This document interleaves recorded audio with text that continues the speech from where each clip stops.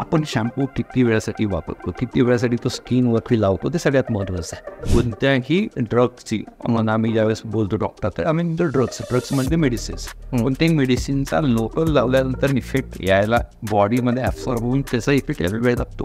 तर सगळ्यात महत्त्वाचं आपल्याला असं ठरवायचं असतं पहिले की हा नॉर्मल आहे की अनॉर्मल. डेन्सिटी कमी होत चालेल डेफिनेटली असणार, कुठे ना कुठे काहीसं घडतंय की केस परत येत नाही.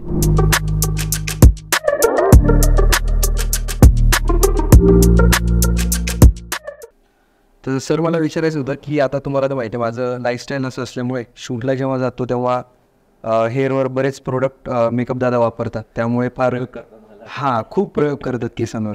आणि मग काय होतं एकदा शूट वगैरे संपलं आणि ते शॅम्पूनेच त्यांना धुवायला लागतात, त्याशिवाय ऑप्शन नाही. आणि एकदा ते वॉश केले की त्यानंतर खूप केस माझे गळायला लागतात. याला काय करता येईल आपल्याला?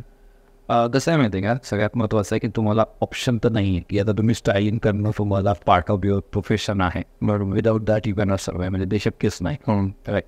तर आता दोन गोष्टी महत्त्वाच्या आहे की एक्सटर्नल ॲप्लिकेशन केल्यामुळं काय डॅमेज होत आहे आणि इंटरनली आपले केस कसे आहेत. सो दोन्ही वेने आपल्याला टॅकल करावं लागेल. आता तुम्ही सपोज स्टायलिंग करताय, तर त्या स्टायलिंगमध्ये सुद्धा त्यांना थोडेसे म्हणजे जे मेकअपमॅन असतात त्यांना थोडंसं आपण सांगू शकतो की बेटर प्रॉडक्टसाठी की ज्याच्यामध्ये थोडेसे नॅचरली असतील, केमिकल कमी असेल, अशा पद्धतीने काय करता येईल का. इवन बिफोर स्टायलिंग किंवा बिफोर स्प्रे किंवा ते आहे त्याच्या अगोदर आपण काही त्याला कोट करू शकतो का, जेणेकरून फक्त ते वरच्यावर ॲप्लिकेशन राहील ते केसांना डीपमध्ये जाणार नाही. ओके, म्हणजे आपण त्याला म्हणतो शिल्ड तयार करता येईल. त्यासाठी असतात बऱ्याच वेळेस काही प्रॉडक्ट्स असतात की जे शिल्ड करतात तयार, नंतर तुम्ही मेकअप करू शकता केसांचं जे काय करायचं म्हणतो आहे. सेकंड थिंग की आपण डेली संध्याकाळी एकदा झालं आपलं सपोज शूट संपलाच आहे, संध्याकाळी जेटर शॅम्पू आणि कंडिशनर कंपल्सरी ज्या दिवशी केसांसोबत जास्त स्टायलिंग झालं ते करणं गरजेचं आहे. ओके. शॅम्पू चूज करताना प्रॉपर म्हणजे मी सजेस्ट करेलच तुम्हाला की कोणते शॅम्पू यूज करायचे, पण सपोज तुम्ही नाही आहात इथे मग कधी अचानक काय करायचं, सगळ्यात महत्त्वाचं आहे की आपल्याला सल्फेट फ्री असायला पाहिजे. सेकंड थिंग पॅराबेन फ्री असायला पाहिजे. पॉलिथिन ग्लायकोल नावाचा प्रकार असतो ते कमी असलं पाहिजेत. ओके, ठीक आहे. आणि परत दुसरे जे असतात की लाईक अल्कोहोल कंटेनिंग असतात ते नसायला पाहिजे. तर त्याला खूप जे असतं दुसरं असतं ना प्रोपाईल बिटेन नावाचं जे प्रॉडक्ट असतं ते थोडंसं सॉफ्ट सर्फॅक्टंट आहे, किंवा मग आपण कंटेनिंग मे बी ऑर्गॅन असे असतं तसे थोडेसे यूज करायला पाहिजे. नंतर कंडिशनर यूज करायला पाहिजे. This is what for daily use.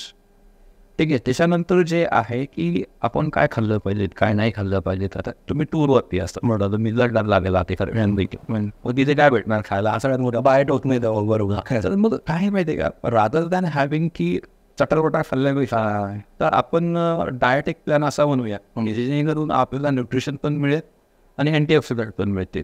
Suppose तिथे आपल्याला नाही आवडलं आहे मग फ्रुट्सचं तर वेगळे मिळतात.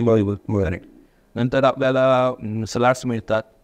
प्रोटीनमध्ये आपण स्पाउट्स घेऊ शकतो, एग्स भेटू शकतात.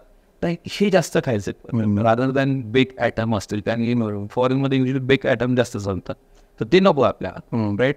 त्या पद्धतीने एक तर लाईफस्टाईल मॉडिफिकेशन, डेली एक्सरसाइज, नंतर प्राणायाम, योगासन, मेडिटेशनचं कॉम्बिनेशन आणि डाएट, हे सगळं जर प्रॉपर केलं तर आपण हे रूट स्ट्रॉंग करू शकू.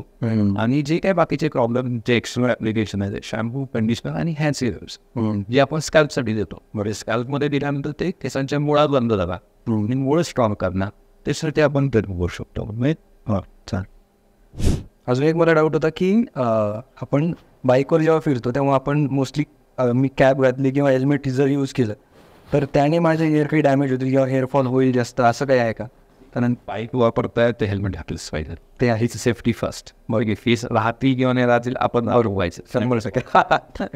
ठीक आहे. तर माझं काय म्हणणं असेल की हेल्मेट घालायला हरकत नाही, हेल्मेट घातलंच पाहिजे. बाईक करतात मग एकदा अवॉइड करा. Bike is not a good option to drive, म्हणजे काय की you are a valuable person. ठीक आहे. तर त्याचा वापर जास्त करावा किंवा पब्लिक ट्रान्सपोर्टेशन असेल, मेट्रो असेल, काय असेल त्याचा वापर जास्त करा. आणि बाईकचे ॲक्सिडेंट सगळ्यात जास्त होतात, सगळ्यात जास्त प्रॉब्लेम क्रिएट होतात आणि चान्सेस ऑफ सर्वायवल फार कमी आहे. आणि लोक हेल्मेट वापरत नाही. पुण्यात तर तुम्हाला माहिती वापरायलाच पाहिजे. पुण्यात वापरतच नाही. मोस्टली मी वापरतोच हेल्मेट, पण हा प्रश्न मी नाही का व्ह्युअर्ससाठी पण आणि जे माझे मित्र आहेत समजा की जे रुरल एरियामध्ये आहेत कुठे आहेत तिकडे मोस्टली नाही एवढं हेल्मेट वगैरे ते वापरत. त्यांना नाही. हो, कारण की ॲक्सिडेंट बरोबर. आणि एवढ्या डेज मला असं वाटतं की हेल्मेट कंपल्सरी हेल्मेट आहे. कसं हेल्मेट कसं चूज करायचं हे सगळ्यात महत्त्वाचं. ठीक आहे, हेल्मेटमध्ये पण सायझेस येतात. बरं. ठीक आहे, असं नाही की तुमचं हेल्मेट मला चालेल, आपल्या डोक्याच्या फिटिंगनुसार पण येतं. बरोबर. तर त्यानुसार सगळ्यात महत्त्वाचं प्रॉपरली फिटिंग.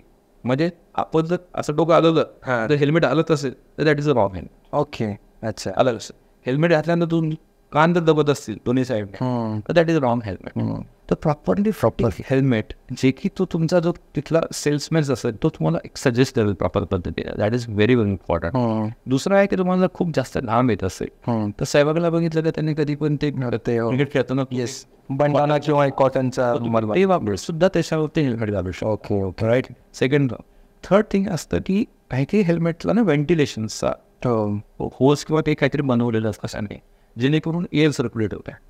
तर आपण तशा पद्धतीचे हेल्मेटसुद्धा वापरू शकतो. ठीक आहे, तर हेल्मेट अशा पद्धतीने चूज करावं की जिथे फ्रिक्शन नाही राहावं. तसं डोक्याला ते घातलं नाही पाहिजे खूप. एकदा फिट केलं त्यातला केस आणि त्याच्यामध्ये स्पॉन्जचा एवढा मोठा लेअर आहे.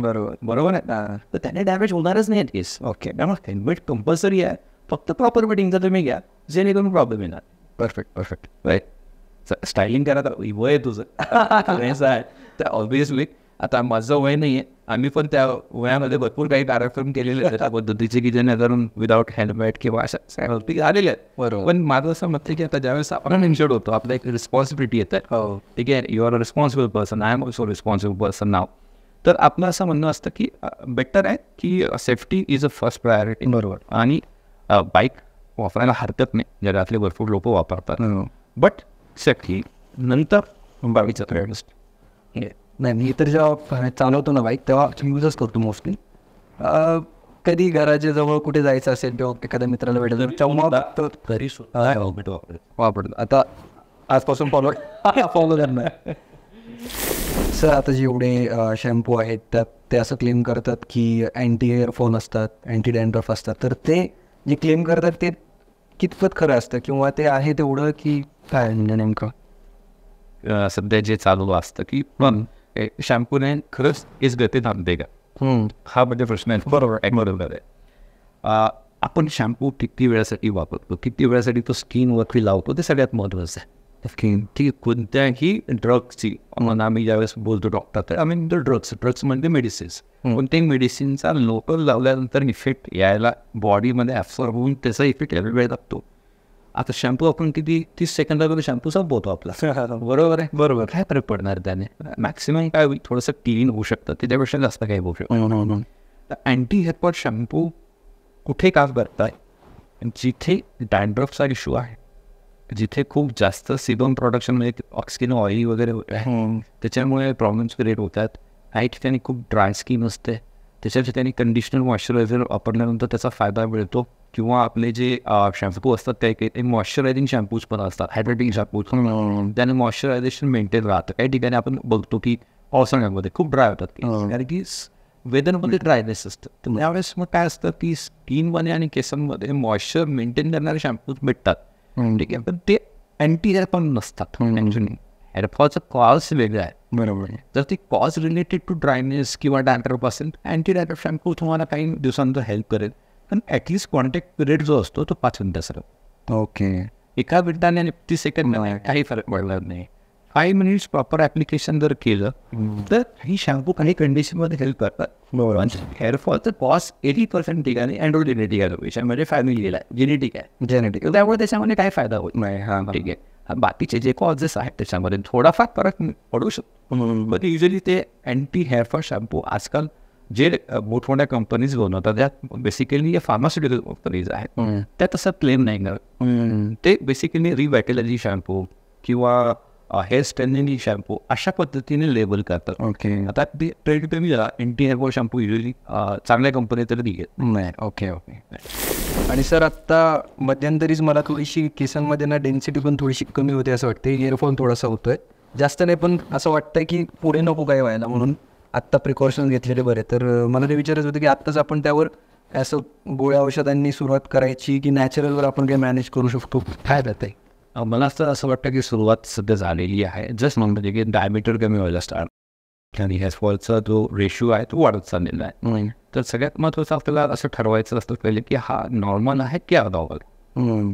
डेन्सिटी कमी होत चालेल डेफिनेटली याचा कुठे ना कुठे काहीसं घडतंय की केस परत येत नाही.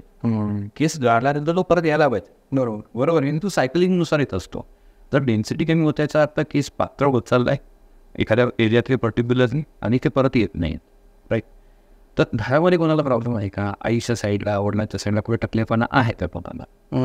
वडिलांच्या साईडला आहे असं. हा, पण वडिलांचे आहेत म्हणजे एकदमच टक्कल नाही पडले, केस आहेत. म्हणजे इथपासून स्टार्ट शेवटपर्यंत केस आहेत. हा, मागच्या साईडला जास्त आहे, पुढे थोडेसे विरळ आहेत, पण आहेत केस आहेत. पूर्ण प्लेन झालं असं नाही. नाही नाही नाही. ओके. म्हणजे तुमचा पॅटर्न जो आहे मोर थिनिंगचा पॅटर्न आहे खावेली पॅटर्नमध्ये. ओके. हां, टकलापणा नाही येते. ओके. तर मे बी वडिलांचंही या वयामध्ये स्टार्ट झालं असावं आणि हळूहळू केस कमी होत. ठीक आहे. हा म्हणजे आपण म्हणूया जेनेटिक पॅटर्नच असायला हवा. फक्त एवढंच आहे की तो तुम्हाला कम्प्लीट बॉल्डनेस नाही देत तुमच्या फॅमिलीमध्ये. राईट. तर आपण काय करूया, आता सुरुवात झालेली आहे. सुरुवातीला मिनॉक्सिडिल फिनास्टाइडने डायरेक्टली शिफ्ट होता. आपण नॅचरल पद्धतीने करूया थोडं, लाईक मल्टीव्हिटॅमिनवरती, लाईफस्टाईलवरती जसं मी बोललो, मॉडिफिकेशन करूया. PRP ट्रीटमेंट आहे, रिलेटेड प्लाझ्मा थेरपी, ती स्टार्ट करूया आणि हेच सिरम स्टार्ट करूया. जेणेकरून काय होतं माहिती आहे का, युजली मिनॉक्सिडिल आणि फिनास्टाइड ह्या ड्रग ऑफ ट्रीटमेंट आहे, चॉईस ऑफ ट्रीटमेंट असं. पण सध्या नाही. सध्या आपण इनिशियली प्रयत्न करू जेणेकरून आपल्याला बंद करायचं काम पडलं किंवा एखाद्या तुम्ही स्किप जरी गेलं तरी प्रॉब्लेम येणार नाही. फिनास्टाइड मिनॉक्सिडिलचं असं असतं की बंद नाही करता येत आपल्याला. बंद केलं की ते परत केस द्यायला लागतात, विड्रॉल भेटतात. म्हणजे जे केस वाचले ते परत द्यायला लागतात. बरं. त्यामुळे आपण सुरुवात करूया कन्झर्वेटिव्ह ट्रीटमेंट. नाहीच फरक पडला तर मग फ्युचरमध्ये आपल्याला ऑप्शन तर भरपूर आहे. तर मित्रांनो, तुम्ही आत्ता बघितलं की मला हे रिलेटेड जे काही डाऊट्स होते ते सरांनी आत्ता क्लिअर केले. तुम्हाला केसांबद्दल काही डाऊट्स असतील, तुम्हाला काही प्रश्न विचारायचे असतील तर सरांकडे नक्की या. सरांचं क्लिनिक आहे बाणेरमध्ये. ला डेन्सिटी जर तुम्ही गुगलवर टाकलं तर तुम्हाला नक्कीच येईल. आणि फार छान वाटलं सर आज तुम्हाला भेटून. आणि तुम्ही डाऊट सगळे क्लिअर केले, त्यामुळे आत्ता क्लिअर आहे काय करायला पाहिजे आणि पुढे आपण ट्रीटमेंट तर घेणारच आहोत. सो तुम्हाला पण काही केसांची ट्रीटमेंट करायची असेल, तुम्हाला काही डाऊट्स असतील तर सरांकडे नक्की या. आणि अजून एक गोष्ट म्हणजे सरांचं फक्त बाणेरमध्येच नाही तर मल्टिपल लोकेशन्सवर क्लिनिक आहे. त्यामुळे तुमच्या आसपासच्या कुठल्याही क्लिनिकला सरांच्या तुम्ही जाऊन व्हिजिट करू शकता. आणि सर मला अजून एक गोष्ट आवडली की तुम्ही मला ट्रीटमेंट जी काय आपण आत्ता करणार आहोत ती मला जसं सूट होईल, म्हणजे तुम्ही कस्टमाइज करून मला तुम्ही ट्रीटमेंट देत आहेत. मला ती गोष्ट फार आवडली की जी आपण दुसरीकडे बघत नाही. त्यामुळे येस, तुम्हाला फार हेल्प होईल इकडे आणि नक्कीच रिझल्ट मिळेल. थँक्यू.